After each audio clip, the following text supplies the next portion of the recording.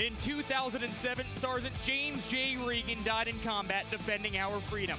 Growing up in the Manhasset area, he went on to play lacrosse here at Chaminade High School for 4 years.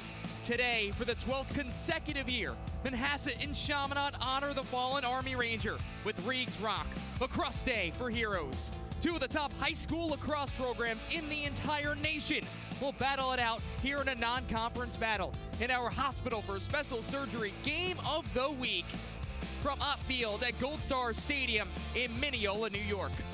Hi again, everybody. Dan Savarino with you on this Saturday afternoon. Thanks so much for joining us as the sun finally starts shining down, getting ready for this varsity lacrosse game between Chaminade at 10-0 and 11-1, Manhasset, whose lone loss this year came to the St. Anthony's Friars. These are two excellent programs this season who, in a way, I guess you could not say so surprising on how well they have been this entire season with just the one loss between the two.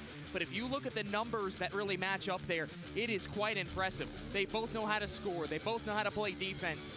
Chaminade, meanwhile, they're a little bit worried because you never know with Manhasset. They can play that 7-6 game like they just did last week against Garden City, which we saw here in the Woodstick Classic on News 12 Varsity. But these are the two top programs right around in this entire region and the entire nation. Let's take a look at some of the players for this group. And for the Indians, there's a lot of good ones out there.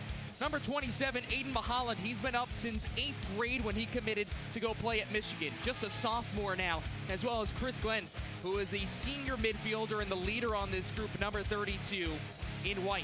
On the other side, for those Flyers, obviously, there are so many you can choose from here. You have to go with number 19, what it means today here for Regs Rock, Kevin Pimenthal, the senior attack pin bound for Michigan with 16 goals this year.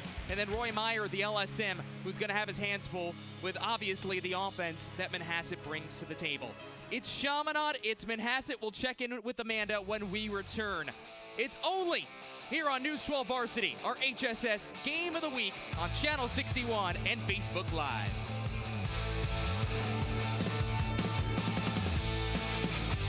Welcome back to Chaminade High School. It's Manhasset, it is Chaminade, and we'll meet the other member of our broadcast team, Amanda Puglisi. Well, Dan, it is a beautiful day, and actually Jim Regan Sr. joking with me beforehand that Jimmy brought the sunshine, but of course this is a game, and this is a day that means so much for both of these two teams. And for Manhasset, Coach Cromwell telling me that this is actually one of his favorite days of the year, and for his players to be able to play in memory of a hometown Manhasset kid is something that they really rally around. And for Chaminade, Jack Moran says this is just a great opportunity for his team to be a part of something bigger than just a lacrosse game and bigger than themselves. He says playing for a cause, that is the biggest thing of all. Well, Amanda, it wasn't just Jim Sr. who mentioned that. Jack Moran also saying before, hey, Jimmy always brings the sunshine for this game. Liam Entenmann will be in goal to our left wearing the white uniform, 68 saves this season. He is Notre Dame bound. Alex Racanelli in goal to our right in the orange tops, trimmed with blue and white bottoms. A first-year starter but 3-year varsity player, has made 67 stops this year. The face-off battle so important today for these two groups, as it almost always is. Mark Silos, a junior, still uncommitted at this point, but highly touted. And he'll go against Tyler Sandoval, senior, who's heading to Princeton. Last year's meeting, Chaminade won 10-8. Which was their first win after losing the prior 2 years to Manhasset. Ball sits between the two twigs. Fresh 12 minutes on the clock. Regs Rock underway. And we thank you so much for joining us here on News 12 Varsity. Fighting for the far side is Sandoval. Pushed down, and the ball will end up going from right to left in favor of Manhasset. It's a loose ball push, which is the call. And we'll get a chance to see this Indians offense, which this season has been so prolific. Averaging about 14 goals per game, surrendering just 6.5. They can play two different styles against you. But the keys to the game from Coach Cromwell: stay strong up the middle, limit that momentum, and value the ball, which of course, a lot of times we hear from so many different lacrosse coaches, but maybe a little more important today. There are some banged up bodies on the Manhasset sideline, as Ed Arnold, one of the top defenders in this region, is out for this game. He is dressed. And Jack Orlando is also out, another starter on the close D. So against this also very, very good offensive Chaminade, it's going to be tough. Knocked down by Phil Arnold, and a little shot up and over. Misses the net. It's Louis Perfetto, the senior heading to Boston University with 30 goals on the season. Manhasset's starting attack of Peter Lapina, Chris Alcaraz, and Louis Perfetto with the first midfield unit that is led by Chris Glenn, number 32 in orange, with 12 goals this season. Aiden Maholland is number 27. We highlighted him before with 25 goals, second on this group overall. Here he cradles against a short stick and running straight towards the cage, puts it on, and Intamin makes his first shot as it ricochets all the way to the far corner. Chaminade lacrosse ball. Liam Intamin, one of the best to do it in his senior class. As the ball is cleared all the way up the middle as John Mansfield will bring it into the box. Then hustle off as now we'll get a chance to see Chaminade's offense get to work with Chris Cavanaugh getting his first touch. Their keys to the game from Jack Moran. You got to execute based on this flow overall because you don't know what kind of style Manhasset wants to play today. Hit your shots and then face-off plus saves usually equals victory. It's always a key every single game for the 40-year head coach. Riley Gray, a tall midfielder who has the best shot arguably on this midfield. He whistles one high, might have gotten deflected, and it stays with Tom Rogan, who's a senior heading to Dartmouth, into that far corner. Only guy missing for the Flyers and not dressed is Matt Major, a junior who normally is part of this starting attack. An attack that pretty much rotates 5 or 6 bodies throughout the entire game. Michael Lynch, a junior, get a running start from midfield and now a split dodge. 13 goals this season for the Notre Dame bound class of 2020. Pimenthal wearing that 19, cutting around the cage, and he gets the party started. Kevin Pimenthal told me before this game, get a little more amped up wearing that 19 to honor Sergeant Regan. And he gets the first goal of this contest, his 17th of the season. Split dodge to a roll right around the crease, rocks, and puts it low between the wickets of Racanelli. A 1-0 lead, about 2.5 in. Pimenthal, one of the few on this group who were selected and got voted for that number 19, which of course we will talk so much about today. It was established after Jimmy Regan did die in combat. Whoever would wear that number 19 had to, based on his characteristics, it is a huge honor, which so many have been able to wear since his death 12 years ago. And what a heck of a play by Meyer, then pulled in, and the shot is denied by Racanelli. Flag comes flying afterwards as Mike O'Connell got the shot off and then drew the penalty. So the first time we will see Chaminade head on to the man up. It's just a 30-second push.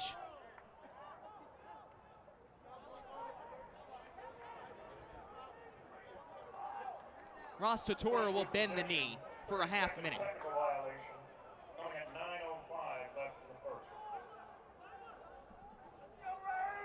Chaminade's offense this season, which has been averaging just about 14 goals per game. And you can imagine their special teams has been pretty solid as well. As Riley Gray will work from the midfield, along with Kevin Cutton on the left side, Pimenthal on the right. Peter Rocco who works behind the cage, as well as Tom Rogan. 6-on-5 here for 30 seconds. And about 10 seconds to go before we get back to even strength. Gray with some room. He gets bumped on as Rocco looks around, the senior with 3 goals this season. And we're back all even. So not one shot attempted during that man up, but here's a shot right around the cage, and Pimenthal has 2.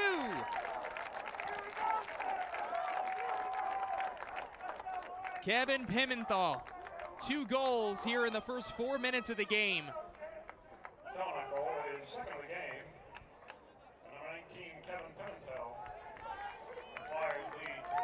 Another split dodge right behind the cage, gets some room and drops it up and over Racanelli. Pimenthal, who's originally from Massapequa, telling me that, of course, he's been coming to games since he's been a kid, coming to Chaminade, but as time has gone on, especially since his freshman year, wearing the Chaminade colors, you know the importance of wearing number 19. You understand what it means and what it values. Said when he was voted by his teammates, he texted the last guy to wear it in Sean Cutton. And Cutton told him exactly, listen, just be yourself, do what you got to do. And wanted to obviously take advantage of this big opportunity and the characteristics that come from it. Definitely a few more butterflies in the stomach before this game. And as the first 2 goals, and off a wing play, O'Connell takes it, and the shot is stopped by Racanelli. So far a couple of wins on the wings. And also got some shots off as Mark Silos will gallop up ahead into the offensive third, down 2-0 in this contest for Manhasset. Their season has been so impressive. 11-1 record, and the lone loss they had was their 4th game of the year, where they fell 10-9 to St. Anthony's, came back into that contest, but another nationally ranked group, where they surrendered the game-winning goal at home in just the waning seconds of regulation time. But it was definitely one of those games, you don't want to really call it a strict turning point, says Keith Cromwell, but it was still a very important game to understand their confidence going forward. And it showed them they're not invincible by any means. But they have rattled off some excellent wins here in non-conference and conference play. Alcaraz working downstairs to Perfetto. 3-year varsity player looking south of the cage. Only 1 shot so far here in the first quarter for this group has hit the net. And 2 shot attempts in total, and Entema made the stop. Alcaraz inside behind the back. Oh my goodness. You have got to be kidding me. Chris Alcaraz, 6th goal of the season. It's a fancy one, and it's 2-1. Take a look at this play again. Perfetto so patient behind the crease, just waiting for their moment. Alcaraz, little shuffle behind the back past Entenmann. No doubt that's going to be on top plays on Stick Check this upcoming Tuesday. So it is a 1-goal contest with about 7 minutes to go here in this opening frame. Alcaraz, a senior, who's coming off a goal and an assist in their win against Cary on Tuesday. James Ball wins this face-off cleanly, heading straight to the cage. He gets knocked down, but it's scooped up on the side by Sean Tarici. They got room in front and ball misses. Here's Kavanaugh, the sophomore, working it downstairs to Kevin Cutton. As Tom Rogan will work it off, and they get this other unit on with James Corcoran, as well as Lynch and Gray, as their really 1B was taking their last couple of opportunities. Gray on the run! Bounces it to the lower left corner of the net. And the 2-goal lead returns for the Flyers. Riley Gray, 15th goal of the season. Had some room, and he's a guy who can shoot it from about 15 to 20 yards out. He's that kind of ability. Takes the one-on-one matchup, beat his D midi in Tortora. Had the hands free and put it in a beautiful spot of the net. So a 3-1 advantage, and after a face-off win, it just gives that Flyer offense another opportunity. We played about half of this opening frame, and already 4 goals into the back of the net as this clean win from Sandoval. Sidearms a pass, goes off the edge of the stick of Pimenthal, and gobbled up by Brian Macca Jr., who got the start today. Mack, who'd been playing some good minutes throughout this year and itching to get into the lineup in some more time. And with a depleted close D, he has stepped up and taken full advantage of it. Successful clear, Alcaraz has it into the far corner. And now Perfetto will work south of the cage. Of course, Manhasset every single year always has been in the conversation for winning a county crown. Last year, of course, falling to Garden City 15-5, but they have fallen in now the last 3 Nassau County Class B finals but a group that has every single year seemed to pencil their name in there to get to James M. Stewart Stadium at Hofstra University. Last 6 years they've been there. Turn around, a bounce shot by Perfetto. It's back to a 1-goal game. The team's leading goal scorer with his 31st of the year.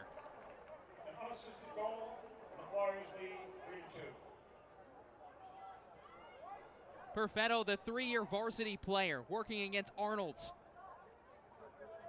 Little turnaround and tried to use Arnold as a screen. Didn't have much room to shoot, but able to find the back of the net. They knew from his pretty much sophomore year he was going to be a guy that is going to make a big impact on this group.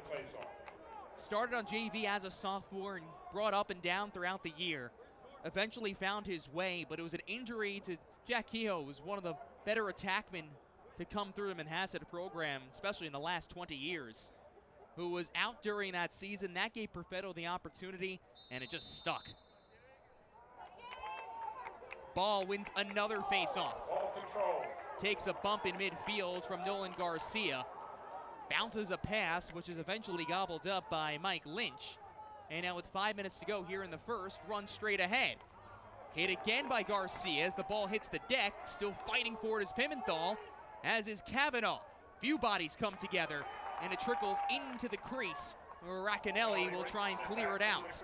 Unsuccessful, though, as the ball hits the turf once more, and Chaminade has it right back for Kavanaugh. Kavanaugh, one of the 6 siblings in his family, and all phenomenal athletes from start to finish. 5 boys and 4 of them who played here at Chaminade.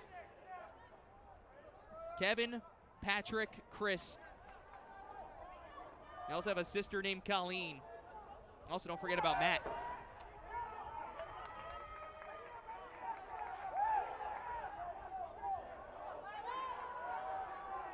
Riley Gray starting from midfield. Scored the 3rd goal in this contest.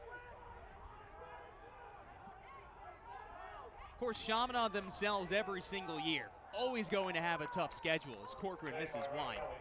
But a 10-0 start, and you have to kind of ask Jack Moran, is it a surprise in a way? When you have that amount of talent, but the teams that you are going to be playing, you always have the target on your back. Said, of course, we don't bring up the record. It's always one game at a time, and that's what some of the best teams will always do. As this shot misses up high from Mike Lynch. Same statements also echoed from Pimenthal before this game. 1-0, 1-0, that's all that matters. But as Jack Moran said, if I was looking for you to go undefeated, I wouldn't schedule the kind of schedule you see every single year. You're expected to see some of the top teams. That's what's part of the perks of playing for the Flyers. And what a start they have had to this year, and another tough game here today on this Saturday afternoon against Manhasset in a yearly battle. Strong defense taking away an opportunity as Troya was there, the junior, a first-year varsity player playing D-mid. Kavanaugh, and then eventually 2 flags come flying. So it could end up seeing Chaminade head to their 2nd man up. Corcoran on this free possession. Dipsy doodling his way around, nothing there, and back to Gray, who splits to the top. Takes a screen, met by Tutor. Now he's got the short stick that he wants. Bodies his way up the shot, and it might have gotten off Pimenthal. Misses wide, and now we'll wait for the call.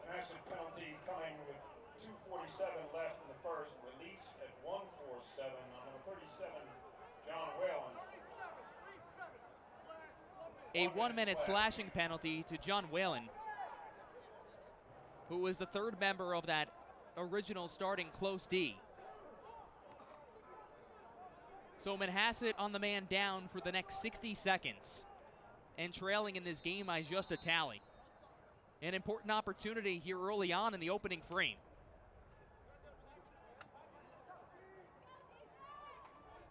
Chaminade in their first man up in this quarter, just a 30. Didn't get really anything off of it, but Pimenthal did score after the time expired, and we went all even. Here's a chance for Corcoran. Winds and fires low to high. A whistler to the top left corner on the man up. It's 4-2. the assist to number 4, Chris Kavanaugh.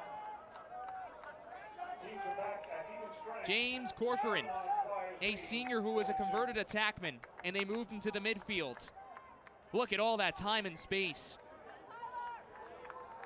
Cranks the shot for a 4-2 advantage.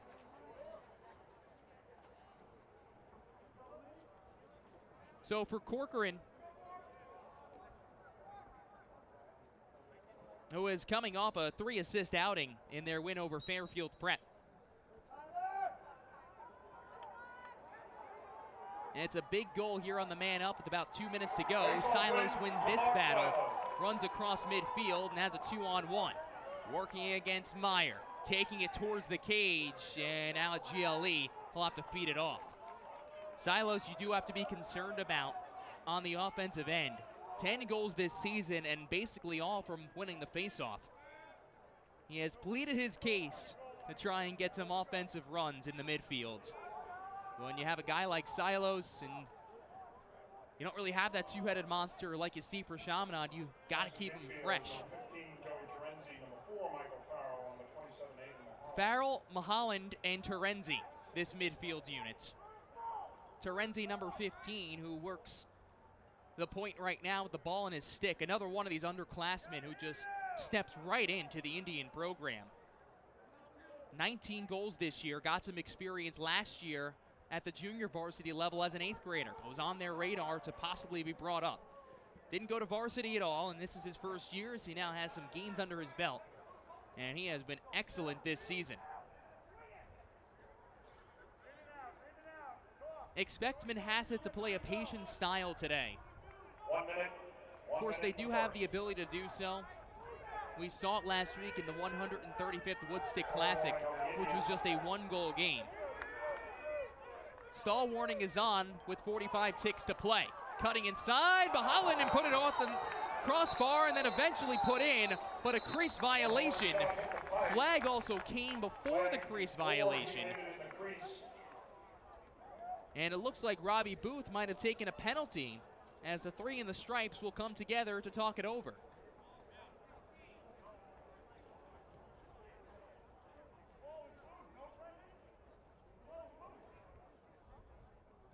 So let's wait for it. It looks like Booth is walking over to the penalty area.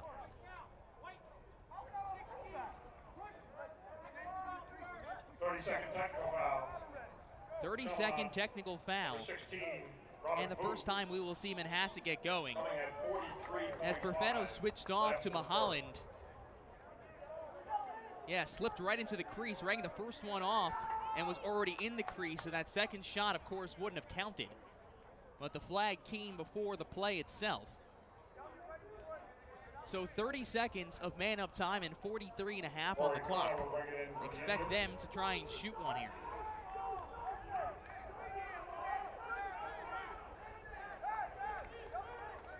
It's going to be a good chance for Manhasset to get one on the board and bring it back to 1 before you flip sides. Timer is on as well. The ball gets knocked loose. Terenzi having trouble and gobbled up in the back end by Phil Arnold, who heaves a pass up ahead and hits Tom Rogan. Rogan on the man down.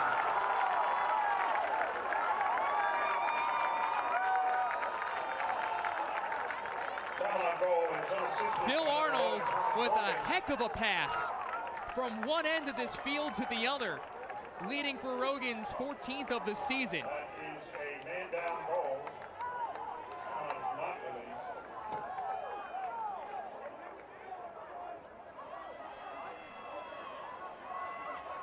Cromwell is livid. Not sure if it's just with the officials or with his own team. But Arnold, look at this pass. When 2/4 of the field's one bounce to Rogan. Pump fake and put into the bottom left corner. A senior who is Dartmouth bound with a big goal late here in the opening frame. 11 more seconds for the push. Still about 10 seconds to go of man-up time for Manhasset, who now trails by their largest deficit today.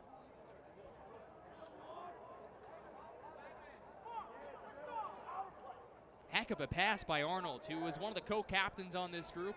and a captain of multiple sports. Really the only returning piece from last year's defense, which graduated so many on the close D end, and was the only guy who saw some time late in the season due to injuries, and has been one of the anchors of this group. That was some pass. So at the X we go once again with Ball and Silos. Silos with the win, and then a timeout is called by Manhasset with still 17 seconds on the clock, and they'll have just about a couple of seconds to go of man-up time. It's a 5-2 lead for Chaminade over Manhasset here late in the first.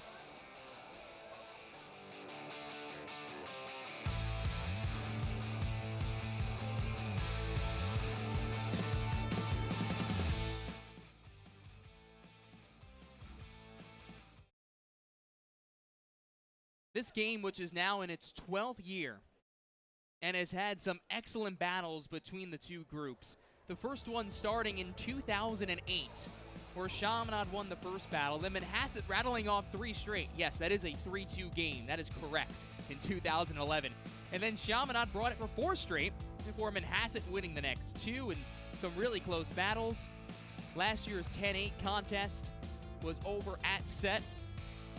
And here we are in year number 12. And there's a shirt that is being sold and many wearing it, all the coaching staff for Chaminade and for Manhasset. Army Ranger number 19, Lead the Way Fund. You head to leadthewayfund.org. They have done some great things, and we'll actually talk with Jimmy Regan Sr. Amanda will have a chat with him at halftime, so make sure you stay tuned for that. Jimmy Regan Sr., also one of the coaches of this Chaminade staff. And as Pimenthal said, we want to win this for Jimmy, we want to win this for Coach Regan. It means so much to these two groups to play in this yearly contest. A little bit different than some of your other rivalry games because it has a bigger meaning to it. Mahalan starts with the ball through midfield. We're back all even. There's 10 seconds to go here in the quarter. From the point, Glenn. Working off is Lapina, shot down low. Alcaraz got deflected. Entenmann hustles over and flags it down. Weaves out of danger, and that is how the opening 12 comes to a conclusion. It was brought back to a 1-goal game twice. We saw some spectacular plays so far here in this first, but a 5-2 lead for Chaminade as we head to the second quarter. In our HSS Game of the Week, #1 hospital for orthopedics with locations in New York, New Jersey, and Connecticut. The best is now nearby. Don't go anywhere. Our HSS Game of the Week, and a good one, Chaminade and Manhasset here from Mineola. Now check in with Amanda Puglisi, who's on the sidelines. Well, Dan, as you can imagine, Coach Cromwell not happy with the way his team has been handling the ball. As we saw at the end of that first quarter, right out of the timeout, his team turned the ball over, telling his guys, we need to get going on our end. We need to help the defense out. We are putting way too much pressure on them. And the rest of his coaching staff echoing that sentiment, saying, guys, this is not a game where we can afford to make mistakes like that. Alex Racanelli still in goal for Manhasset. Been a starter all year long. And on the other end, Liam Entenmann for the Chaminade Flyers. A 5-2 advantage, first 2 goals of this game scored by number 19, Kevin Pimenthal. Alcaraz with a beautiful shot, which brought it back to 1. Gray extended the lead up to 2, and 3 of the last 4 goals going the way of the Flyers, who will go from right to left here in this quarter. White uniforms, tops and bottoms, and from left to right is Manhasset in their orange tops.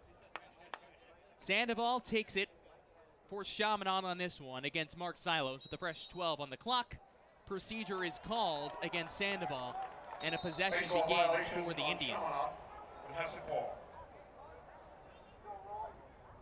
And this is just one of those kind of games that also just makes you better going forward.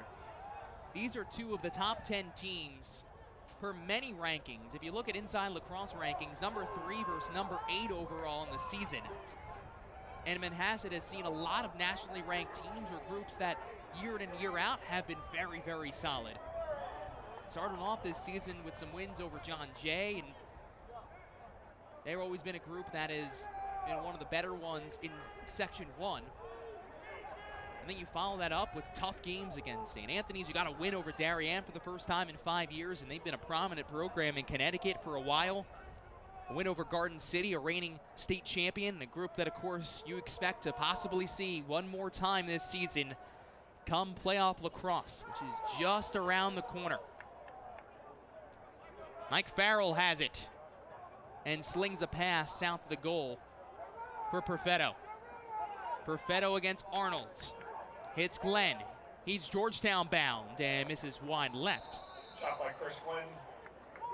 Chris Glenn, a two-way grinder for this team. Stats don't jump off the page for him. Just 12 goals, but one of those throwback two-way midfielders that is so important for this team. Aiden Maholland, who plays on this team with his older brother, has only gotten bigger and stronger. Hitting the weights really hard, especially throughout the offseason, and then getting ready for football season. Lapina here is inverted as he works down the left side. Nothing there once more, and they spin it around as Perfetto gets the slide, tried to feed it over to Farrell. Would have had a good look at the net, but the pass was behind, and now Roy Meyer will bring it up ahead. Also heading to Boston University with number 11 on the other side of the field. A ground ball to a successful clear, and the Flyers get back to work. As Coach Cromwell mentioned going into this game, of course, one of the keys to it is trying to maintain that possession and then taking advantage of every opportunity you're given. They expected a shooting gallery against this potent offense of the Flyers. Davino, the shooter.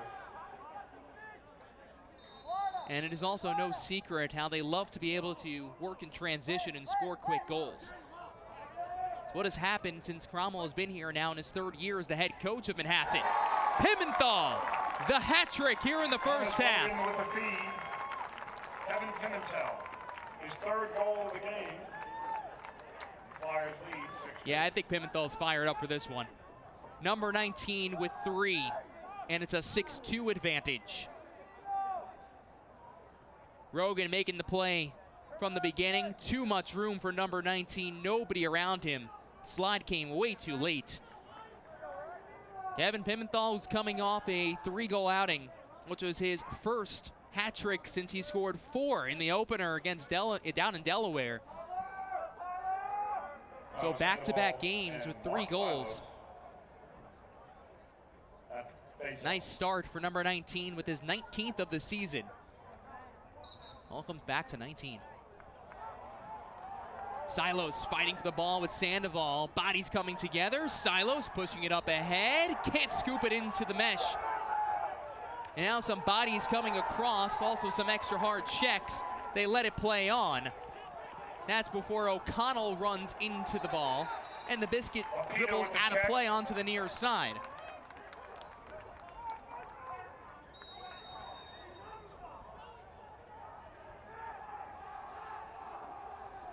Set with another offensive opportunity, and now trailing by 4, their largest deficit today. With still under 9 minutes to go in this opening half. Group, of course, coming off a 12-6 season last year. They won 15 games 2 years ago.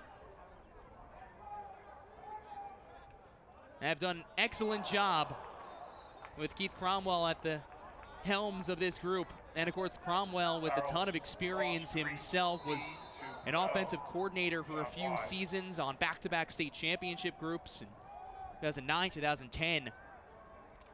Has coached as an assistant at the college level when he was at Rutgers, and also graduated the all-time points and goals leader, a 3-time All-American, who played pro himself. Right now a little frustrated what he's seeing from his group as they turn the ball over. Tarici back to Entenmann. And the clear attempt from Arnold up ahead to their netminder. Arnold takes it up across midfield, directing orders. And Jack Moran was pleading for a timeout. Eventually it came, so they will use their first. There's the 40-year head coach. And as we mentioned before, wearing that number 19, which Jimmy Regan wore himself, it is a vote that every single year comes from the players of this team. So you take a look at the last 5 to wear the number 19. Cutton last year, Delira, Will Renz, Jack Ty. Just the last 5 to wear that honor of number 19, and it is something that means so much to this program, to the Chaminade community itself, and a way to honor the Sergeant James J. Regan, even more so on this day. That 19 is a special, special number. This year had a few guys. It was not a unanimous selection, as there's always a few that are sure deserving in the senior class. But Pimenthal, from the very get-go, was a guy who they felt was deserving, as Jack Moran mentioned. You know, it is one of those players who he's just so humble. He's a quiet kid, he's a fierce competitor. He has all the attributes exactly how Jimmy played himself. Their personalities kind of similar as well. He said he's a funny kid, but only in his group. He's not going to be a jokester to the full public, but he is a very funny kid in his group, very similar and all business all the time, just as Jimmy was. To be recognized by your teammates obviously means a lot. And here he has 3 goals in the first half and a 4-goal advantage for the Flyers here at home. With Amanda Puglisi, Dan Savarino with you on our HSS Game of the Week. Tom Rogan working from the alley. Rogan, who runs pretty much as the quarterback of this group on the attack. A nice little skip pass, and they move it all the way around. John Davino getting a run also out here, number 6. As Rogan loses the ball, and it's popped out towards the near side. Bodies coming together, high into the air, and trickles out of play. He'll stay with the Flyers. Ball missing low to high. James Ball with 10 goals this season, of course, gets runs on the offensive end. A lot of credit, according to Jack Moran, has to go to assistant coach Chris Clark, who played here and was a 4-year player at Hofstra University, where he was an all-conference selection numerous times as their face-off man, as Davino misses wide right. Said he gets them ready for these contests at the X, but even more so, he understands and has a feeling of how Ball's doing versus how Sandoval's doing. If they know Ball's going to end up getting the workload and the majority of it, because they've pretty much been even this season, then they'll try and sit Ball for some offensive looks because they want to keep him fresh. Here is Ball, a junior committed to Yale. Works it downstairs to Cutton, also heading to Yale. The Bulldogs getting at it. James Ball, 11th goal of the season. It's now 7-2. An unassisted goal. His first of the game, and the Flyers lead 7-2. Ball working it right downstairs to Cutton, who surveys. Little bit of room, hands free, kind of coming off a slight screen as Rogan was popping by. Might have gotten to the face of Racanelli a little too much. Excellent shot to a perfect placement. A 7-2 lead. Lynch and Meyer on the wings for Chaminade has scored the last 4 tallies. That was after Perfetto made it a 1-goal game. Farrell and Gangram for Silos. Silos and Sandoval battling as the wings come in as well. It's a stalemate right at that center Chaminade logo. This is just a battle of will as Silos tries to clamp down with the back end.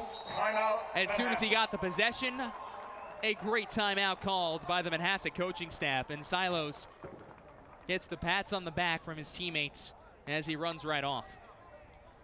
Let's take a look at some of these games that Manhasset has played this season, and boy, this schedule for a group that plays in a public schedule overall generally is tough because you only have a limited amount of games that you can play in non-conference. This is, of course, one of those. Darien, a win over Lincoln Sudbury out of Massachusetts, another very tough group. These wins have been impressive throughout the season, including their conference games, like the Carries, the Southsides, the Calhouns. Cromwell looking to get them back for the 7th consecutive year to the Nassau B Finals. Of course, still a lot of work to be done going forward. And when you lose in 5 of the last 6, it is noticed. It's one of those things, of course, you get tired of hearing, you're tired of talking about. Last year's battle was a little bit different than the 2 years prior to that. But this is a team that generally finds its way to the championship game. They have reached the finals in 17 of the last 18 seasons at Manhasset, reaching the C finals from 2001 to 2010 before moving up to B due to the enrollment. 16 Nassau County championships for the oldest lacrosse program in Long Island history, starting in 1932. It is an honor to wear that Manhasset jersey, and a program that has developed its youth so well. A lot of these kids, and even the opposition head coach, and Jack Moran has said it, you have to worry about them because they've been playing together since they've been basically 8 years old. They stay together, they come up through junior varsity and varsity together, and some of them are even middle schoolers who move on to the next level. And Cromwell will not put a guy on just because. He wants him to be absolutely ready and ready to play if they are an underclassman and going to play at the varsity level. Peter Lapina. He's a guy who was brought up as a freshman, number 6. Passed it off to Alcaraz, and now Mulholland and Farrell as this group spreads it out. Down 5 goals in this contest. They have come back before from large deficits. Cutting inside, Lapina, he puts it in after a strong play in the midfield by the rookie in Terenzi. Peter Lapina's 24th tally of the season. And the first goal since Perfetto scored nearly 10 minutes ago. A bounce pass, you don't see that very often, but skipped right off the carpet, and then Lapina did the rest. Lapina, who is already committed to Bucknell as a junior. 6 goals over his last 3 games coming into today.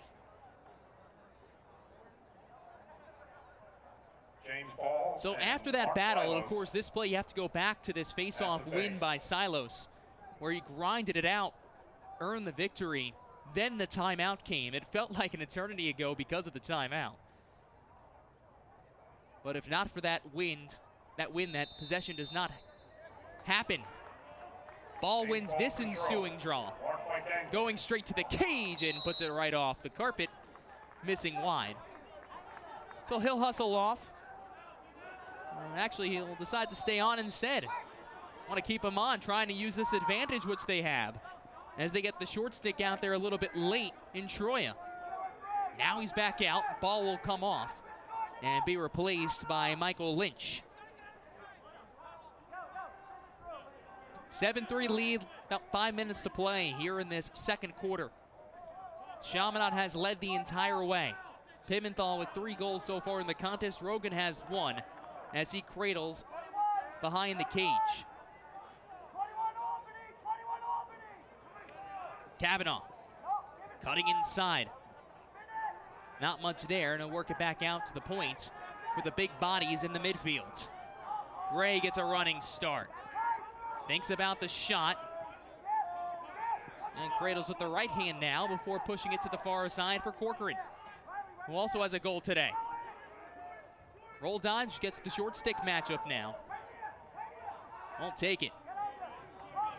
Gray has arguably the most experience of this midfield group. Racanelli makes a good stop. Corcoran there on the ride. It's something Chaminade has done well all season, and Jack Moran has been very pleased with. The ride. And look at that, it forces another opportunity for the Flyers.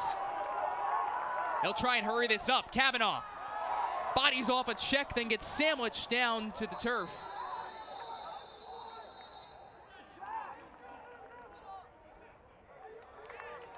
stays with Chaminade. Hold call. Chris Kavanaugh was the ball carrier. Chaminade will retain possession.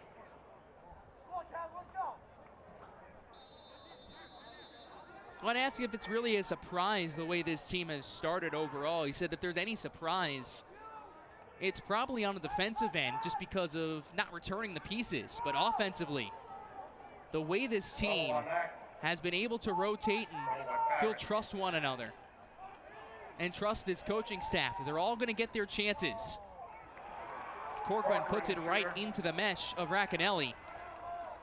And after a failed clear, we'll look to push it up ahead. Still a lot of time to be played in this game and this quarter.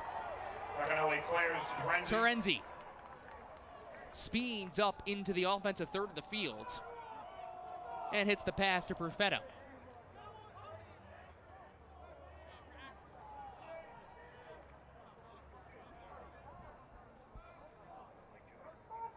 Cromwell comparing Chaminade a little bit like Garden City, who was one of their last real tough opponents after taking care of business against Cary this past Tuesday. Just because they're so potent on the offensive side of the ball that you have to try and limit those possessions. It all starts from the goal out for him. Well, some of the shots have been excellent ones and also some missed slides overall. Lapina, ball gets knocked loose. Nice defensive play by McCabe, who was a junior who was already committed to Michigan, as Entenmann likes to spin around behind the net, and it forces Manhasset to get the ball back. Entenmann is one of those goalies who loves to move like a field player. Generally gets out of danger and feeds the pass off. This time took the body and forced the turnover on the ride. They felt good about this team and the success they would have coming into this season. As Farrell, the excellent stop by Entenmann as he stretches out, takes the pass back, and now Chaminade looks to clear with 2 minutes to play here in the second. A missed pass, though, misses 3 or 4 players, trickles out, and Set gets the ball right back. A rare sloppy play that we have seen from the Flyers today. Racanelli's pass on the money to Glenn, who has had goals in all but 2 games this season. Has 3 bodies around him, and they'll turn it over.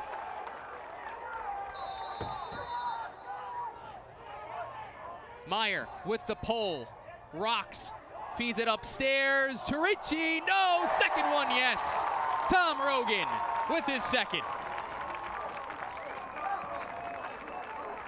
A defensive ride turning into a possession and another tally. It's 8-3 with 95 ticks to play in the quarter. Look at Meyer working down low, and Terrici with a step down.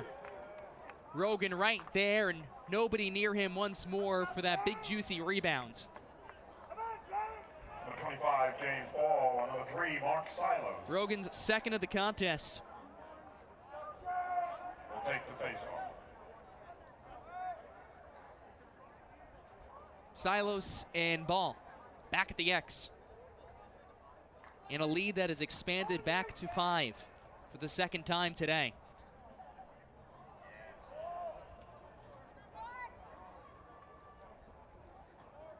Both of these players have faced some very difficult face-off guys throughout their schedule this season. Silos, though, has pretty much been the one and only, though. Ball winning this himself. Cradles with the right hand, feeds off a pass, but skips right through, intended for O'Connell. They regain room. Time to shoot, high to high, and Kavanaugh gets denied. $1:15 to go here in the second. And Manhasset would love to cut into this deficit even more so. High pass. Mahalan pulled it in, and then Terrici bumped right into him, knocking the ball free. 1 minute. 1 minute. Timeout, Flyers, with a minute to go. Timeout on the field with 1 minute and 1 second left. That guy is not slowing down in these games. 40th year as a head coach here at Chaminade. And of course, their schedule each and every year, one of the most difficult that you will see amongst any team in the entire country, not just this area. Yorktown, Wilton, St. Ignatius was a group they play every single year. CBA, Loyola, who was actually over at Illinois, one of the top programs there. Fairfield Prep, the list goes on and on. They still have to see Del Barton, Tournament of Champions over in New Jersey. They still have to see Greenwich, which is a tough group, as well as Kellenberg here in a conference game. And then on the 15th, they will play St. Anthony's for all the marbles here in AAA, who they defeated on this very field just about a month ago. And a game that is always hyped up to the max, and for good reason as well. But a 10-0 start this season, and with the amount of guys they have on this group, it has been impressive. Manhasset's got their work cut out for them. They knew it coming into this game, and they knew it would against a good offensive team like the Flyers themselves, and missing a couple, as that guy has scored 3 goals already on them here in this first half. One of the 5 guys on the attack last year. High lacrosse IQ, rides hard, plays hard every single shift. And just a real good kid inside and out. Pimenthal's 3 goals leads Chaminade with a 5-goal advantage. A minute to go, and the Flyers looking for more. Kevin Cutton will start with it. And his brother last year, Sean, was the last to wear number 19. As Rogan cuts around the net, puts it low. Hits it right back to Cutton, though. Not sure if Racanelli got a piece or not. 35 seconds to go here in this second frame. Ball down the right side, shoots on the run, and misses wide left. James Ball's the shooter. Ball's got a tough shot. Real strong player, is just a junior. 20 seconds to go. Pimenthal with a swim dodge. Takes the screen, which was hedged. And now Rogan, dancing his way around GLE to Davino. Bounces it in. John Davino with the unassisted goal. Who's got a future up at West Point in 2 years' time, scores the 9th goal of this game with 7 seconds to go.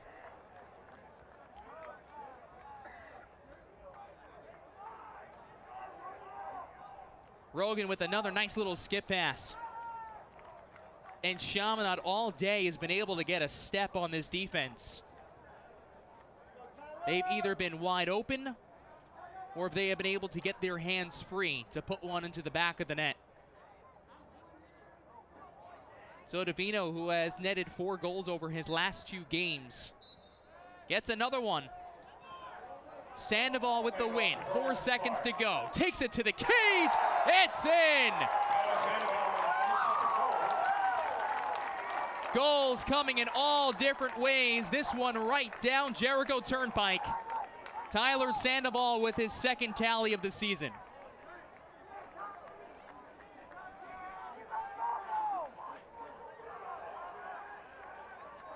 Wins it, runs into the ball, and a little flick of the wrist. 1.7 exactly on the clock.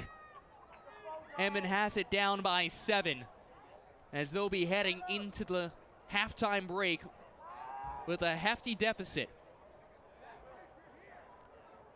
One final face-off, and essentially a ceremonial draw to end this very impressive second quarter.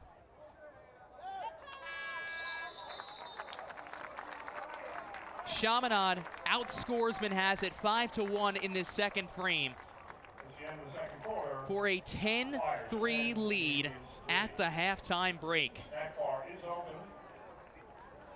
Pimenthal started it off. Sandoval with the last goal of the half. Here in this HSS Game of the Week. #1 hospital for orthopedics with locations in New York, New Jersey, and Connecticut. The best is now nearby. Stay tuned. We have an interview with Jimmy Regan Sr. when we return. Well, for sure, Sergeant James J. Regan brought the sunshine for this day, which honors him. Riggs Rock Lacrosse Day for Heroes. Dan Savarino and Amanda Puglisi here with you at Chaminade High School, and what a day this is. Always a great time wherever it's played, at Manhasset or here in Chaminade, which is all for the Lead the Way Fund, which we will hear so much more about with the former Army Ranger who died in battle in 2007. Playing for Chaminade High School and eventually went on to Duke. Well, his father, Jimmy Regan Sr., leads the Lead the Way Fund, and he's standing by with Amanda Puglisi.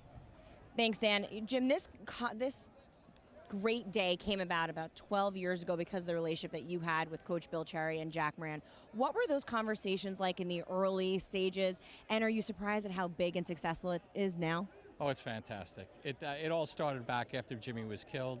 The boys wanted to do something to honor Jimmy, and quite frankly, the schedule opened up. Essentially, Chaminade used to play Garden City every year, and Garden City dropped us at that year. So that opened up a date for us to play. Bill was open to that, Jack was open to that, so we created Riggs Rock out of that, and it's been just spectacular. Today is a day to raise money and awareness for the Rangers Lead the Way Fund. Where does that money go, and what are some of the great projects you guys have been able to do? Well, it goes to the 75th Ranger Regiment. We're the go-to charity for the boys. There's only 3,600 Rangers, and they do a tremendous job in fighting on the global war on terrorism. So what does the money go to? We're an active duty casualty assistance and recovery organization. So basically what happens is when someone gets severely injured, we're there and we fill the gaps that the government doesn't take care of. And through our Ranger assistance programs, we invest about $1.5 million a year into the regiment. And we'll provide our most serious wounded Rangers a home. All right, matter of fact, we're presenting a home up to Tom Block and his beautiful wife and child up in Deary, New Hampshire on the 16th of May. We're going to be starting a home in Tampa, North Tampa. We're breaking ground in June. So those are the big items that we take care of, but we're there. We're there for them during the process of recovery. We've had 17 casualties this year and all different types of issues with them. So we fill the gaps it doesn't take care of. We lost 4 guys this year, 2 in active duty, 2 in training because they do live fire training. So we help them, we help bury them, we help their wives and their children through our Gold Star program. So there's a number of things that we do, and we're very, very proud of that. And what a beautiful day. Jimmy came through at the end with a beautiful sunny day for the Varsity squad. But I can't say enough about the folks in this community and all our fans throughout Long Island and the tri-state area. Please continue to invest in Army Ranger Lead the Way Fund, because we will do the right thing by the money. All right, Jim, thanks so much. We got a second half of lacrosse to play. Sounds good. We're going to be really good. It's awesome. It's good. Thank you very much, Amanda. Appreciate it. All right, well, don't go anywhere because there is plenty more lacrosse happening today at Riggs Rock. Chaminade currently leads Manhasset by a score of 10-3. Of course, 19, a huge number for Jimmy Regan and Kevin Pimentel leading the way. So as I said, don't go anywhere. We have more lacrosse coming up after this. Welcome back to Chaminade High School. It is the Flyers, the undefeated 10-0, up 10-3 right now over the Manhasset Indians. Let's get you some of the highlights on what an impressive first half of action. We'll pick things up here with already an advantage for Chaminade. Up 2-1, make it 3-1. Riley Gray got into that scoring party. And Louis Perfetto brought it back to a 1-goal game. But from there on out, this was the first of 4 consecutive goals that would be scored. Corker in here from the point to open up a 4-2 lead, and then eventually this pass from Arnold all the way up to Rogan. 1 bounce. The home run pass, the Hail Mary finish, and Tom Rogan's got his first of the game for a 5-2 lead. It just continued on going into that second quarter. Pimentel got another one. That was his 3rd of the contest for number 19. And Jimmy Ball himself, what a spot in the top right corner of the net, extending it to a 5-goal lead, their largest at that point. Manhasset, though, good possession right after. They were able to bring it back to 7-3. Lapina had that goal. And then another couple of shots as the shooting gallery opened up one more time. Rogan on the rebound for his tally. Davino joins the party. And then the last goal to close out the half. Sandoval off the win, and just a second to spare.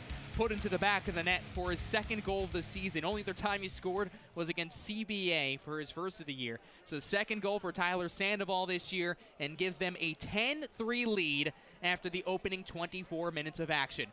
Well, we still got a whole second half upcoming. Don't go anywhere. It's the Lead the Way Fund leading Riggs Rock Lacrosse Day for Heroes, and it's only live on News 12 Varsity. As we begin this third quarter of action, Dan Savarino and Amanda Puglisi, who's down on the sideline with some adjustments from the coaching staff. Dan, let's start with Manhasset. Coach Cromwell telling me that he felt his team came out and they were a little shell-shocked. He told me Chaminade is having the ball a lot, so that means when we have possession, we need to be a little bit more efficient. And on the defensive end, he says we really need to get out there and get on their hands. And as you can imagine, on the other side, Coach Moran pretty happy with the way his team played. He said we shot the ball well, our shot selection was great. We are a team that is built to run, and he says, and we're just going to keep on running. Liam Entenmann in goal to our left. In goal to our right, Alex Racanelli. Back to the face-off X, and this one will be Sandoval taking it with Silos. Manhasset in the orange tops with white bottoms trimmed with blue. In the all-whites, it is Chaminade. Sandoval with another clean win. Goes with the one hand, got sandwiched, and the ball trickled out. So face-off win that turns into a Manhasset possession instead, and the Indians will work from right to left on your TV screens. Of course, so important for this group to get a quick start. Down by 7, of course, is still a pretty big deficit, but there were multiple times this year they were able to fight back while down about 4-1, 3-1. They were down in multiple games. Of course, the Flyers are a different kind of animal, but you still have 24 minutes of action to do work. Right up the middle, it's Robbie Booth, a junior, who's a first-year starting defender. Chaminade defense has been excellent today. But offensively, they have been shooting the ball very, very well, which has been one of the keys coming into this contest. You have to shoot the ball well against this group, and they have been capitalizing on their shot opportunities. This one whistles high and wide from Corcoran.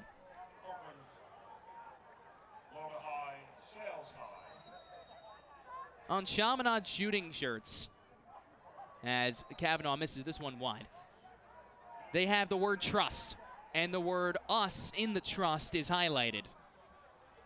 It just shows you, of course, the trust that you have to have in one another and in your coaching staff altogether. Coach Moran bringing this up to me earlier this week, that it's very important for them and to have such a group that has so many different players that are going to be rotating in and out throughout the entire game, because guess what? First midfield, second midfield, whatever you want to call it, same thing with the attack. Not many teams run that many players in and out of the lineup to have that kind of run, but you have to be able to trust the philosophy itself, and so far this season, it clearly has paid off.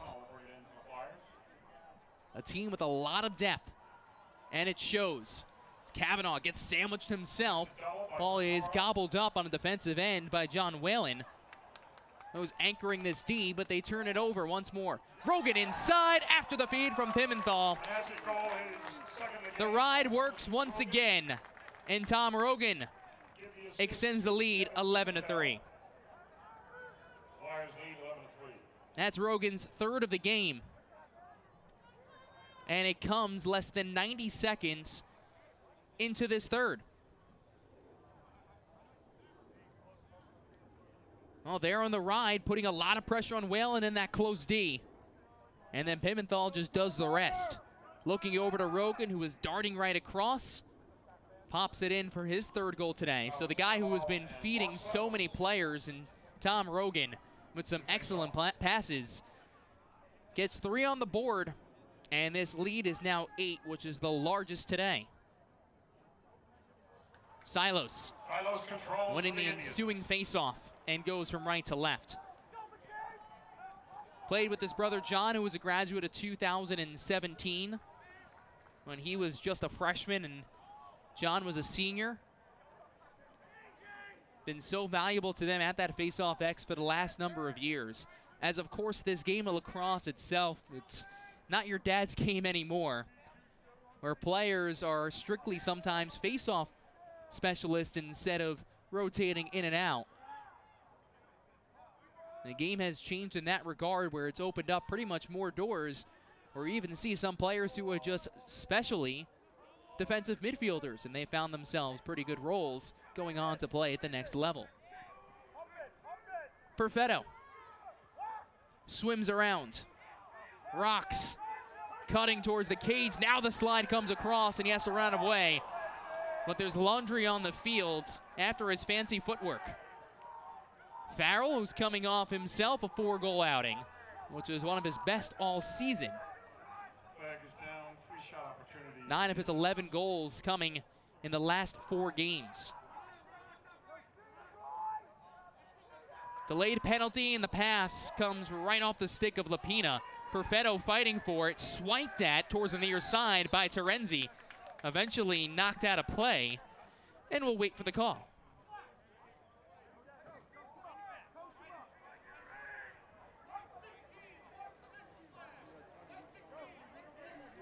So Booth in the box once more. Right now an offer on the man up. Robert Booth, released at 8:03. Now thus far, Chaminade did score on one of the man downs. That was on the first opportunity for Manhasset to get on the board with a man up opportunity. Here down by 8, 9 minutes to go. Here in the third. Got to get something on the board here. Start chipping away. Quick passes right along the perimeter. Pocket to pocket and into Aiden Mahalan's stick, who works as the QB here. Glenn, goal line extended, fanning on the shot as Perfetto, as Arnold was right on top of him.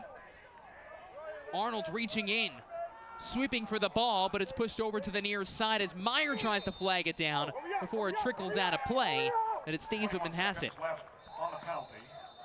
Still about 20 seconds of man-up time. Still haven't gotten the first shot off. Back to Perfetto, who works on the near wing.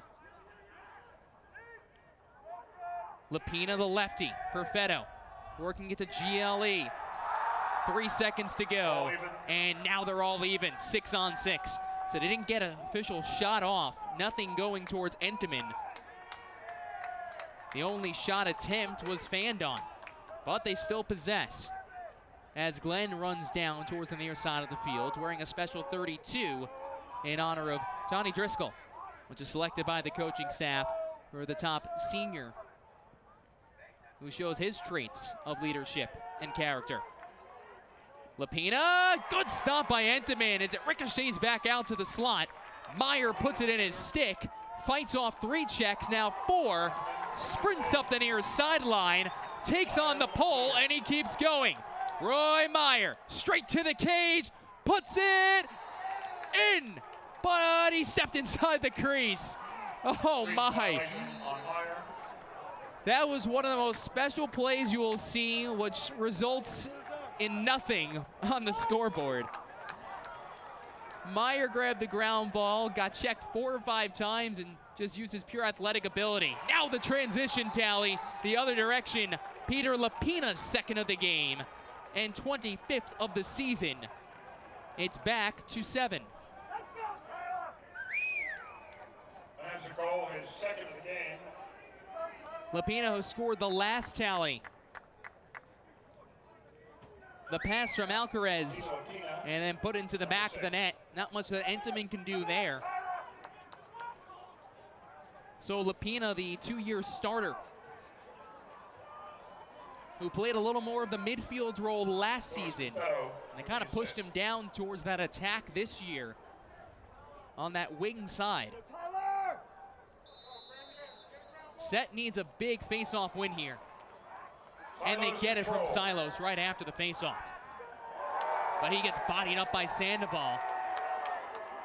Grabs the biscuit right back and then sprints out of danger.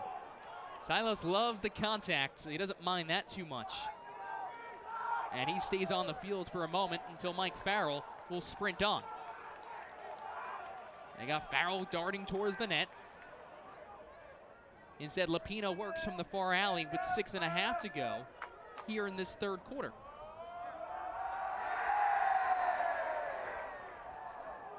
Packed house here at Gold Star Stadium. On both sides, the student sections in full force for the Flyers and Manhasset Indians as always.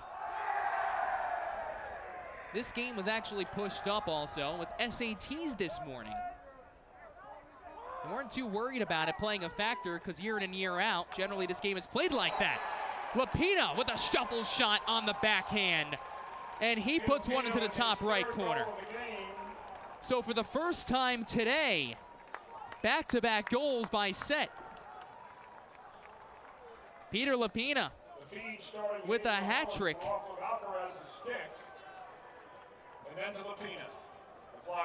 It's now 11-5. Let's take another look at this one. Well, players getting a lot more comfortable going to that backhand. Bounced right off of Alcaraz's stick. Scooped up. And the little shuffle makes it now 11-5. So it's about getting on this run.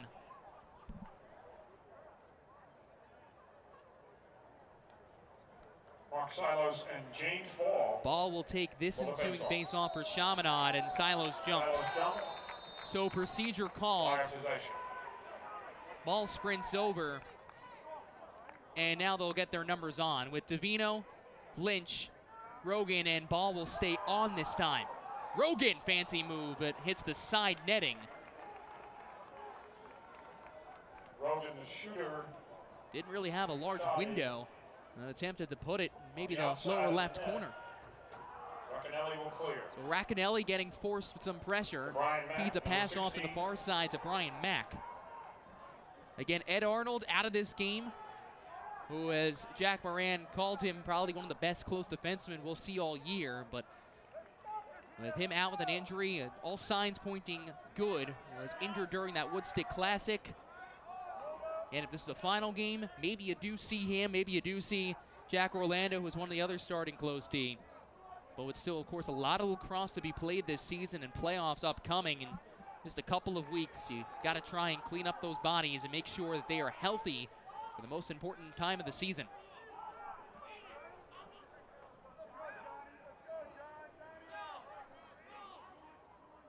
Terenzi calling orders from the midfield. And feeds it off to Joseph Mahalan. Ball carrier for the Indians. Could be playing some club ball next year. Still undecided on what he's going to do at the next level. Mahalan, the older brother of 27 Aiden. And they get on a run together. Perfetto came off a phenomenal basketball season, leading Manhasset to the state semifinals. First time since the 80s. His shot ends up hitting Terenzi. Terenzi lost his stick, then got bumped. So he'll hustle back on defense as Sean Tarici, who has been a real good defensive midfielder for this group in the clear game, pushes it up ahead to Arnold and now into Corcoran.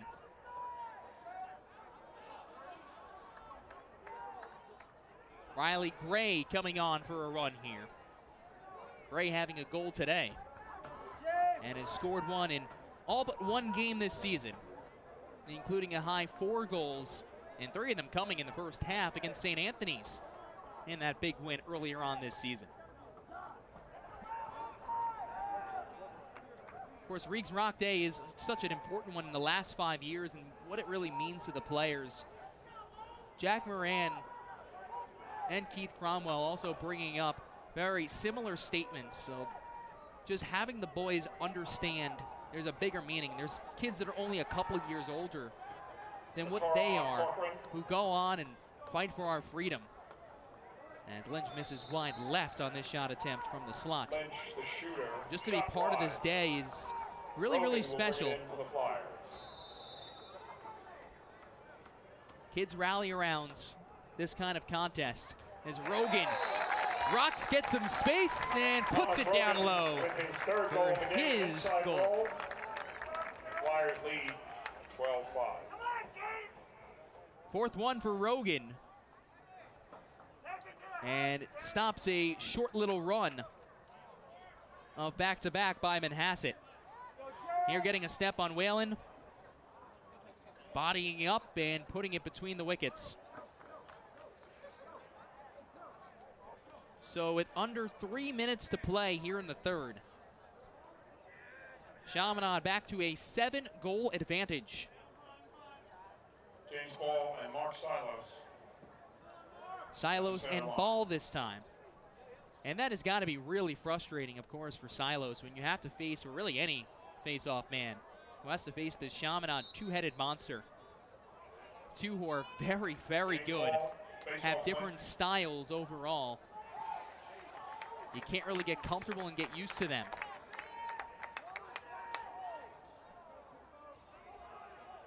A lot of credit, of course, going to that staff. Now Chaminade who gets the ball right back. Really take their time going forward and try and work this clock to seal them off for an 11-0 start, but still a lot of time to potentially come back here for a potent offense like Manhasset,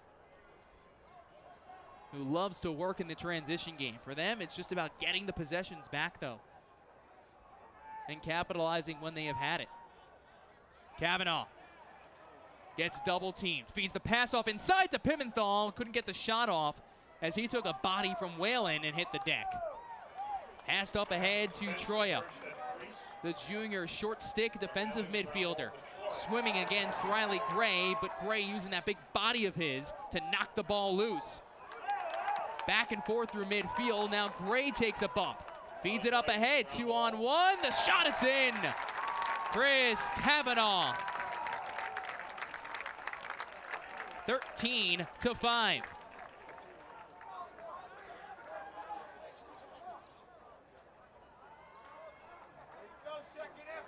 Riley Gray on the ride.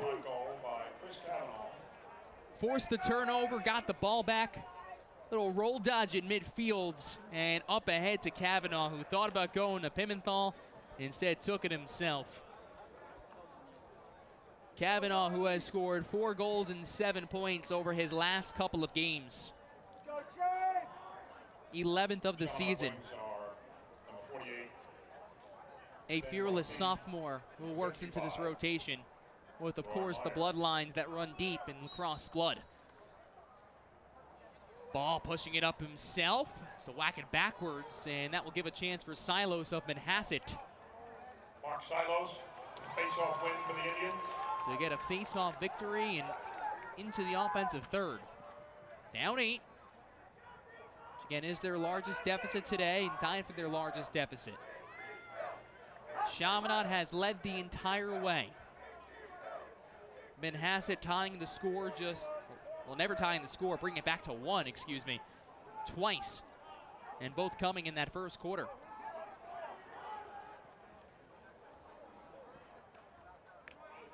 Renzi to Farrell.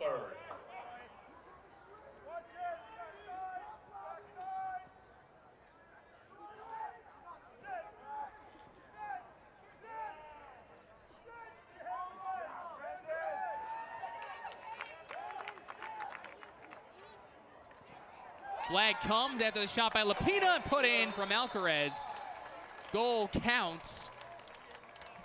So in the final minute of the third, Alcaraz with his second goal today, and it looks like there will still be a penalty here as well. Chris Alcaraz with his second goal of the game. 1 minute cross-checking penalty as Lapina hit the first one off the post, but Alcaraz there to tack it right on. With 39 seconds left. So you do have a man up. The issue is you do have to face off. In the third period. So Tyler Sandoval will come out and try and do those duties for the Flyers. Alcaraz his second and 7th of the season.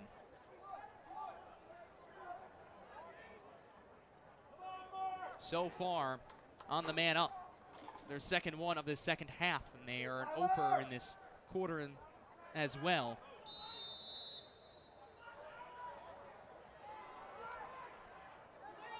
Sandoval fighting with Glenn, and procedure called against Manhasset. So Chaminade gets the ball right back. It was Benjamin Bonafide who also took the penalty. The sophomore and younger brother of Andrew, who started in net last year.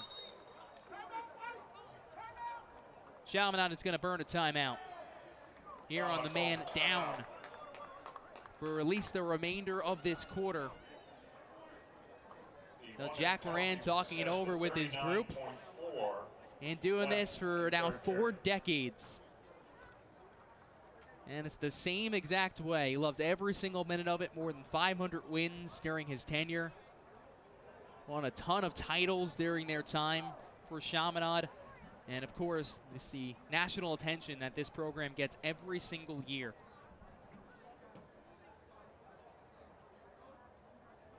Of course, this game itself means so much more. And if you would like to try and support for Lead the Way Fund in honor of Sergeant Reagan, go to events at leadthewayfund.org. Any donation is helpful, and what they are doing has been really something special, building homes for some returning Rangers who have come home serving duty. And there's Jim Regan Sr. Jimmy, you talked about it with Amanda Puglisi during our halftime interview and just what it means, and spoke to both of these teams yesterday. Of course, part of the coaching staff here for Chaminade, but yesterday went to Manhasset and spoke to the boys for the Indians, and just about what it means to play in this game itself. Always very inspirational, and of course a very emotional day for him. Son who of course passed away in 2007. For any more information, of course, go to leadthewayfund.org for a great, great cause. Heart of Charlie Company, 3rd Battalion, 75th Ranger Regiment in Iraq. Served a few tours over there and through a couple in Afghanistan, and Jimmy Regan could have had a couple of opportunities, whether to go to law school or go to work on Wall Street.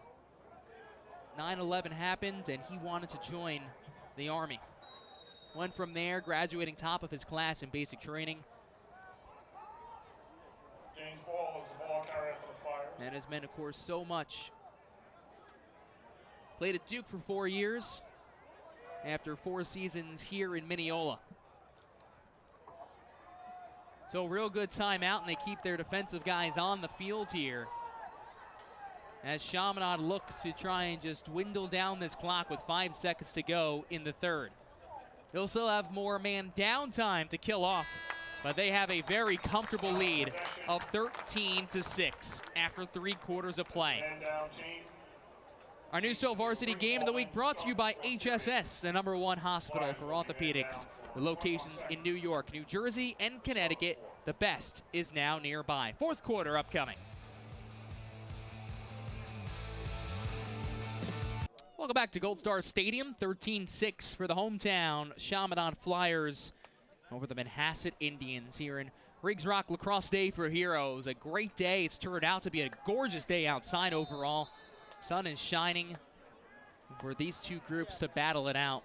In the JV game that played prior, Chaminade remains unbeaten in all 12 as they won over Manhasset Junior Varsity.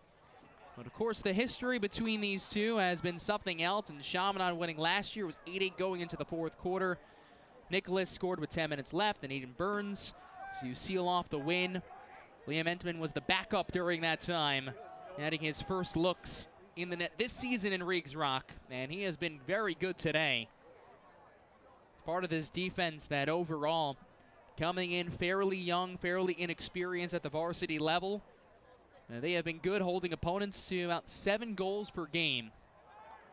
No face-off to start off the 4th, as Chaminade had the possession on the man down. So Riley Gray will have the ball. 20 seconds of man down time still comes as Benjamin Bonafide still bends the knee. The big body of Gray, so athletic also for his size. He's a big, strong kid who can move and has a real bright future, of course, when he plays at the next level at Notre Dame. Back all even, 6-on-6, and Chris Cavanaugh, who scored the last Chaminade goal, will feed it off to Tom Rogan, who has 4 today.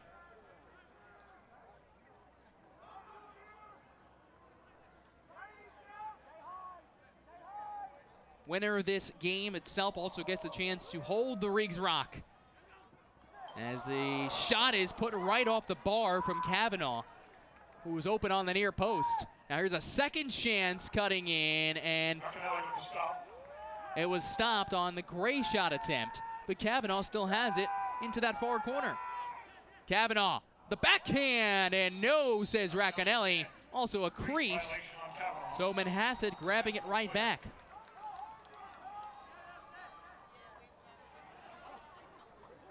(3-3) the scoring in the third quarter, but still 13-6 on the scoreboard as we enter the final frame of regulation time.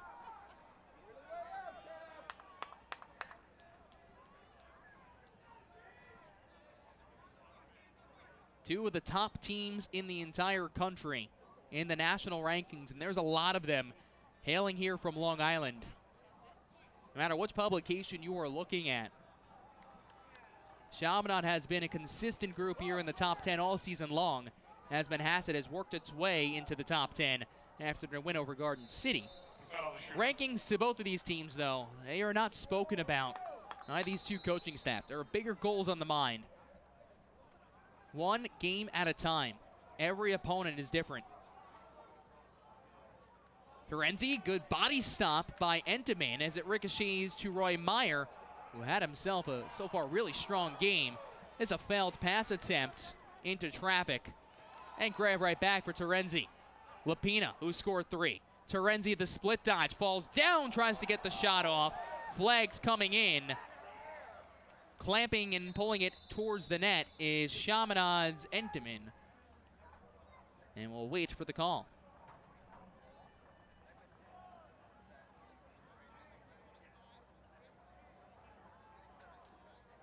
Chaminade penalty for tripping.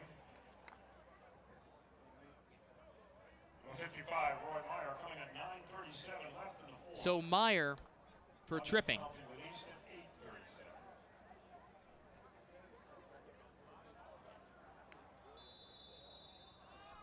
Or maybe not Meyer. I believe actually it was someone else. Nope, it is Meyer. Kevin Cutton was actually taking a knee at one point. So it is Meyer. So a minute here on the man up where they have an over still. They've surrendered more on the man up than they've scored. Haven't really gotten a ton of shots off. That's been one of the biggest issues. Ball movement has been all right, but just nothing towards the net. Here's a shot and put in.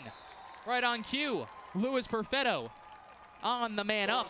It's now 13-7. His second goal of the game, assisted by Aiden Mulholland. So for Perfetto, it's his second.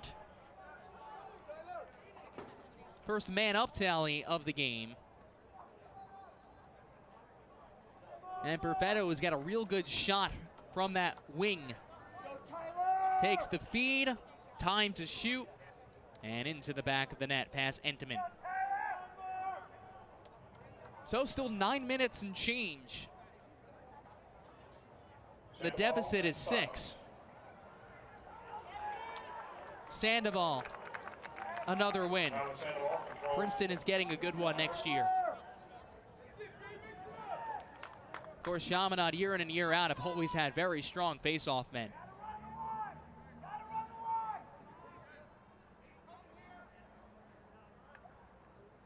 For a group that does generally have a lot of turnover each and every year in terms of their depth. Each class, of course, seems to get better than the next. A lot of the top players you will see in their recruiting class generally coming here from the Long Island area. And many times you see that Chaminade name right next to it. Pimenthal draws the penalty, looking for 4, misses wide. Rogan grabs it back, fed inside, intended for Lynch, can't get it. Ball popped loose. Let's see if Corcoran can get there before the D Mini in Troya.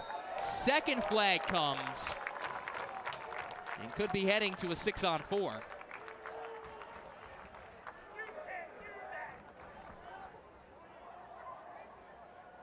separate penalties on the Indians. Flyers have gotten 1 man up tally today.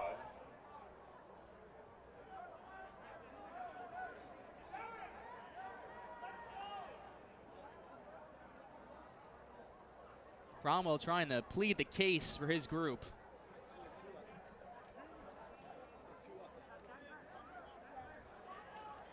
Derek Mahalan, no relation to the other two Mahalans, a senior, comes over, and Cromwell is livid with the officials. As we get the call.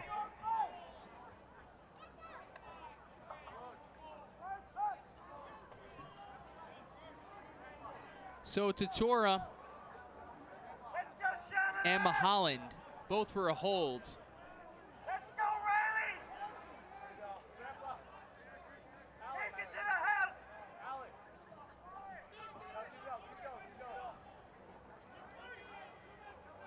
Looks as if it's two 30-second technical violations on Derek Mahalan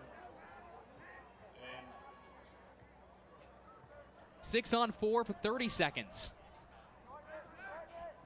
Chance for Chaminade to extend this lead back up to 7.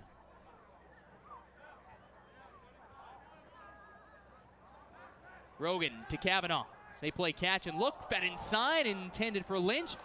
Bodied out, and then into the stick of Gangram.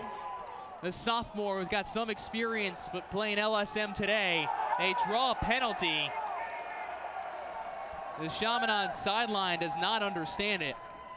And it brings a little ovation from the fans of Manhasset who made their way south to Mineola.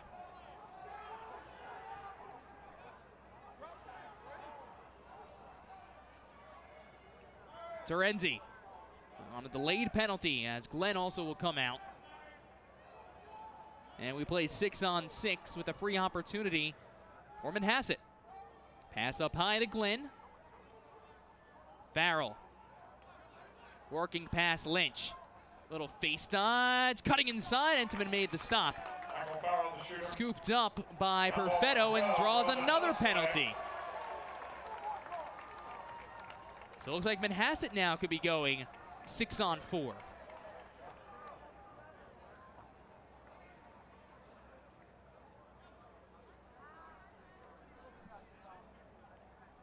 Riley Gray is pleading his case.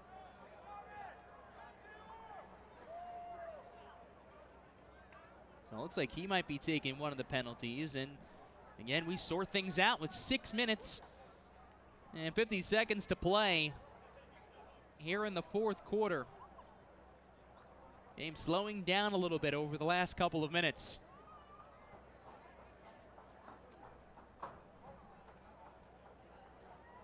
Here comes the call.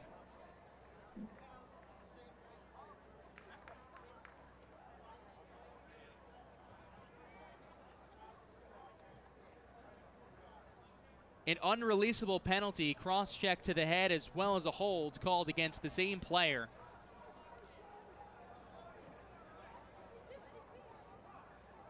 And I'm not sure who the player is. I think it is Gray, because he was the one who ran off, but he's not over in the penalty area. Well, now I think he's making his way there. So unreleasable penalty, and it's a great chance for Manhasset to try and make a game out of this late. Here's Lapina with time to shoot and puts it into the mesh of Entenmann, who denies a good shooting opportunity from about 15 out.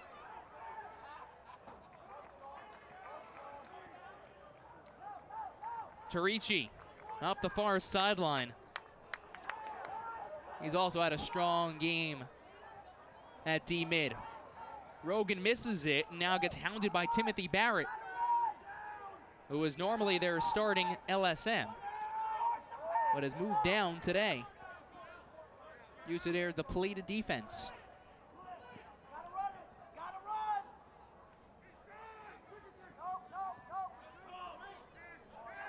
Here playing down. O'Connell sees some room, cuts in and misses high. Mike O'Connell committed to Maryland, where his brother went and won a national championship with the Terps. Timeout called by Manhasset. 5 minutes and still 49 to go here in the fourth. It's 13-7 All in favor of Chaminade from pretty much start to this point.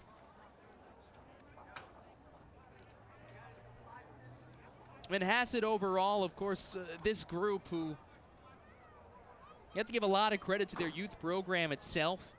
They have always been here to play. They're players, they trust each other, they trust the leadership itself. And that is why a lot of times you see a lot of their underclassmen who have developed quickly and made their way to the next level. It seems like there's always a real good young player coming out of Manhasset. And that's always a concern from the other teams because they have been playing together for so long. But a lot of credit goes to the 19 seniors on that Manhasset group who have been a real steady pace of leadership from year in and year out, and really this entire season from the preseason leading up all the way to this point of the year. And of course, we want to remind you, more information, events at leadthewayfund.org here at Reeves Rock Lacrosse Day for Heroes. The winner will be presented with the trophy after the game. That trophy is a little bit heavy, some players say, when they win it. It has a list of every winner and the score on the rock itself. And last year, it's been sitting at Chaminade. 2 years ago, it was Steve Schneider here on this field who had a game winner with 31 seconds left for Manhasset. Year prior to that, Manhasset's first win since 2011, where they held Chaminade to just 1 goal in the first half itself, and goalie Brendan Haggerty had himself a day with 15 saves. This contest a little bit different than the last couple. Had some penalties late, but Rogan comes around and puts in another one. 5 goals for Tom Rogan. And if you're wondering, yes, that is a season high.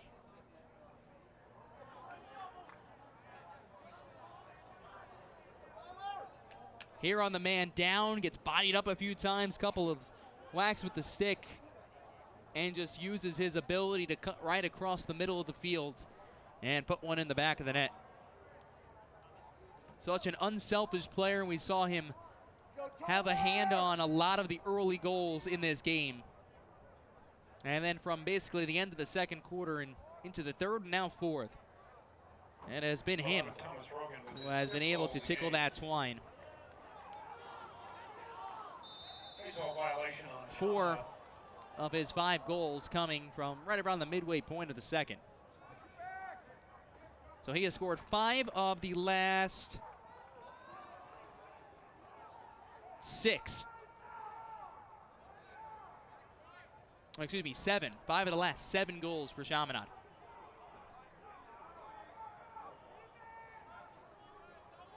Indians with another opportunity, but Lapina gets whacked from behind. Strong defensive play there by Danny Schaefer, but they recover. Here's Glenn. Bridling with that right hand and feeds it right off. Shot put up high after the body was on. Brendan Lau, who is a senior heading up to Pace next year, which is a real solid Division II program just north of the city. Running in transition is Booth. Passed it right off. Shot up high and missed. I think Cutton might have stepped also in the crease on his way.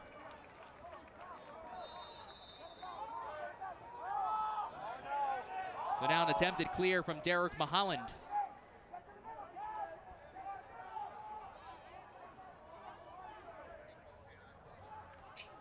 Offensively, or should I say, excuse me, defensively, for Manhasset, this is one of the toughest showings they've had in giving up goals. The most goals they have surrendered all season long came today. Prior to that, it was just 10 goals and a loss against St. Anthony's in the 4th game of the season. Now they are banged up, missing some bodies themselves, but you also have to give a lot of credit to those guys in the all-white uniforms trimmed with red and gold. We knew coming in was going to be a high-scoring affair from them because they are just a group that knows how to put the ball in the back of the net. With so many different weapons, it's hard to key in on just one. O'Connell, a little dodge up top. And he'll run out of way. 3.5 to go here in regulation time. And again, still going forward for these two groups. Chaminade still gets a chance to see some tough teams. We saw it on their schedule before. You still play Kellenberg. You're still playing at Del Barton, which is always a good contest. With one of the top groups in all of New Jersey. Wide open net, and Rogan has 6.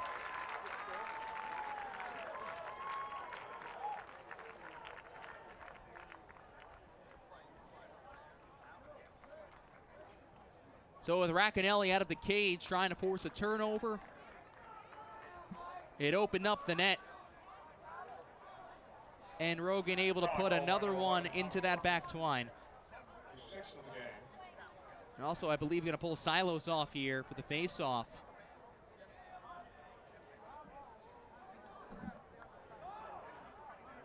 And they will use Alcaraz to take the draw against Sandoval. Chris Alcaraz at face-off for the Indians.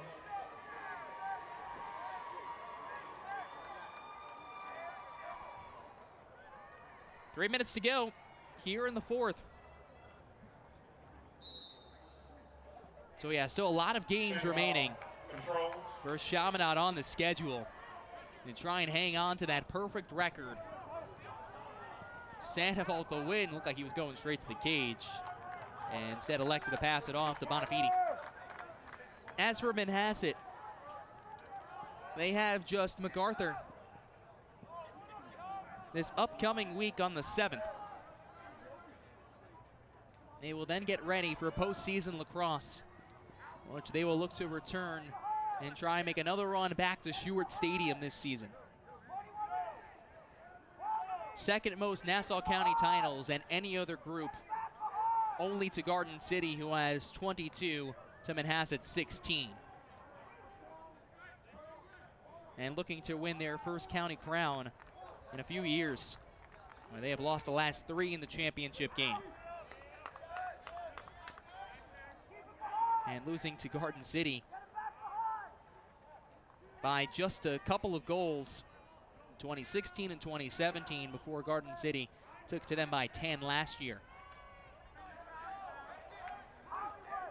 Pimenthal makes a shot up high after making some strong plays. Fighting for it in the near sideline, and it is scooped up by Logan Fitzgerald. Fitzgerald, a senior who's getting some action here late. 90 seconds to play here in regulation time on this really great day of Reeves Rock. Everyone's still playing hard here down the stretch as expected. Ball trickles out of play. Right in front of the scorer's table. And we'll see some of the seniors also, who are regular starters, come off and get a nice little ovation from the fans here at Gold Star Stadium.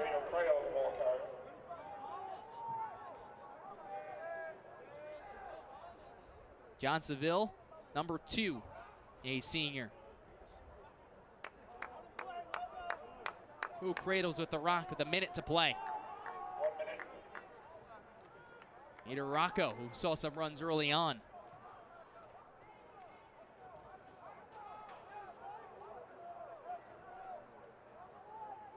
A day and a tradition that will continue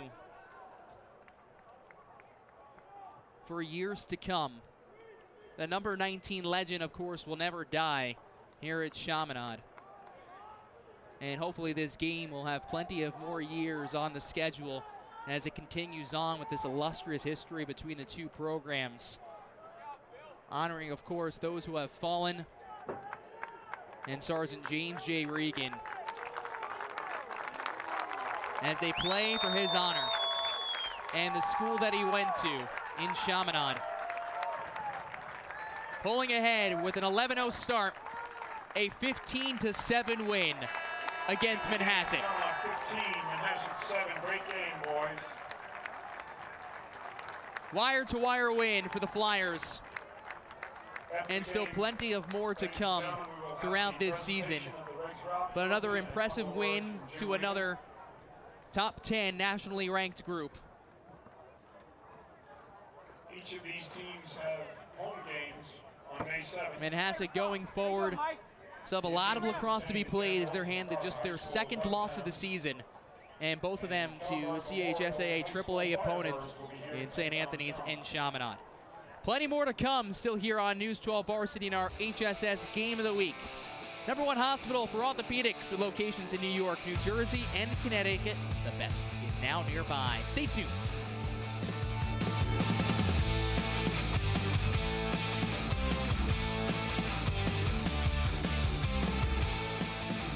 (15-7) win for Chaminade over Manhasset. 6 goals from Tom Rogan, 3 goals from Kevin Pimenthal, leading this group up ahead for an 8-goal victory where they led the entire way. The Indians brought it back to a 1-goal game twice in that first quarter, but from there on out, it was just the Flyers who pretty much flew away from this game. Got close at a couple of points, but Chaminade just outpowering Manhasset overall, who again, this is one of those games, just it was with their other loss this season, that you kind of take from what it is and you use it to make yourself better going forward. Of course, this game itself for the Lead the Way Fund. Support our troops, going to events at leadthewayfund.org in honor of Sergeant James J. Regan, which of course this day is all about. Make a donation there. Of course, like we said, they do some absolutely great work trying to help our veterans, whether it's getting a new home going forward or just helping them out on a day-to-day basis. They are currently building some new homes, and we heard it even halftime with Jim Senior telling us, building some new homes for some of our veterans who have come home from service in all different parts of the country, in North Tampa and New Hampshire, and just really, really cool to see what they do for, of course, those who defend our freedom every single day and allow us to broadcast this game, allow us to play this lacrosse game, which is really great to see. And there's Jim Regan as he has the microphone in his hand with Regs Rock. Frank Conklin, tremendous job, Frankie. Thank you very much. Thank you, Jim. It's an honor.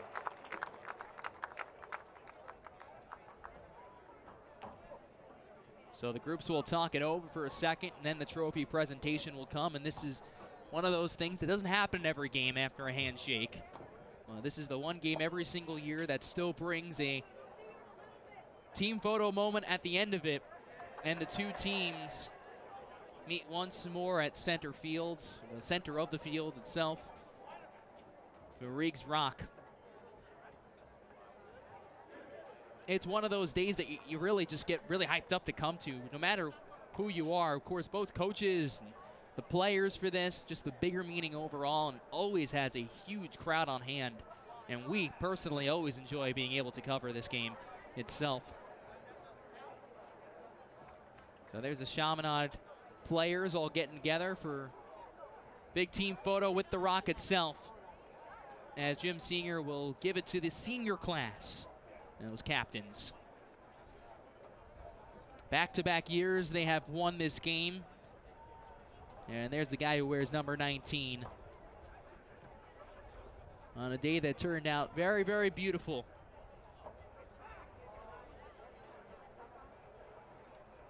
Chaminade has now won 7 of the 12 that have been played between these two opponents.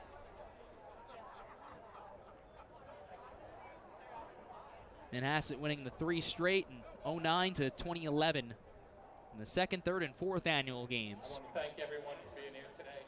Tremendous job by both teams. And as Jim Regan will talk to the two groups now, the middle of the field. Spirit of Jimmy. So what I'm going to do now is present this to Chaminade High School, 15-7. So what Jimmy Regan is doing right now, he's handing it off to Kevin Pimenthal for the number 19. He raises it up and brings it over to his captains and teammates with big smiles on their face.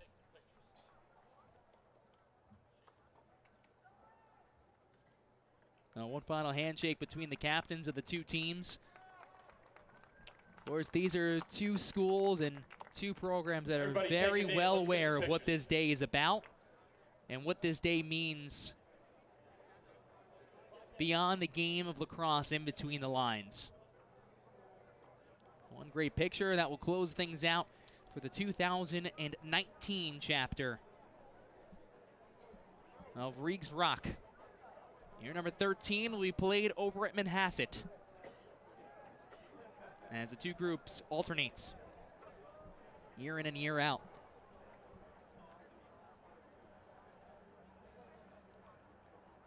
So a great shot right at the center of the Chaminade field. I see some of the boys in the back trying to get on their tippy toes, making sure they're still in the picture.